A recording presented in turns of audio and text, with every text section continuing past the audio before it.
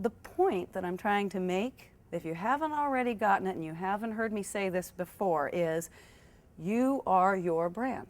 And if you are your brand, your wardrobe is your logo. Think about it. A logo is an identifier. It's an indelible mark that burns in your brain when you see it. When you see the Target circles, what do you think? Target. Bullseye, Target, cheap and cheerful. You know, I mean, you have a relationship with that. Clever. Yeah. Amazing. So clever. So when you see that logo, you have an emotional reaction to it based on what your experience has been with that brand. When you see the Nike swoosh, just do it. Or, oh boy, I haven't been to the gym in 3 weeks, but that's my issue, not yours. So, but when you see that Nike swoosh, you have an emotional reaction to it based on your experience with that brand.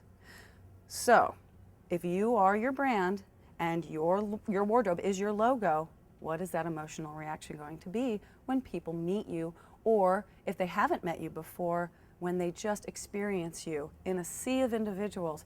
How will you create that pause? Creating the pause is that moment when someone sees you and says, who are you? Who are you? You are so interesting. That red necklace, Bettina, I just love the way it really picks up on those shoes, and there's something else I need to know about you. Okay, am I really having this conversation with her? No, but it's going through my head. As I scan a room full of people, wow, there's a strong graphic appeal there. I wonder if she sort of thinks outside of the box. This is really interesting. I need to go talk to her. Creating the pause. How are you going to create that pause for yourself? When I met you, Alexandra, the necklace, the striped suit, you created a pause for yourself, and I connected with it. I came and sat down next to you. I was like, I got to know who this woman is. She has an affinity for big necklaces. I can't imagine. But it was that a moment, that pause, that made me stop and linger on you for just a second longer. So thinking about what is that pause for you and how are you going to create it? As we were talking about earlier, you know, Anne's talking about networking, and she's talking about social networking, but I know she does a lot of face-to-face networking. And I always go into a networking situation thinking, I'm so excited. I can't wait to see who I meet and what I learn today.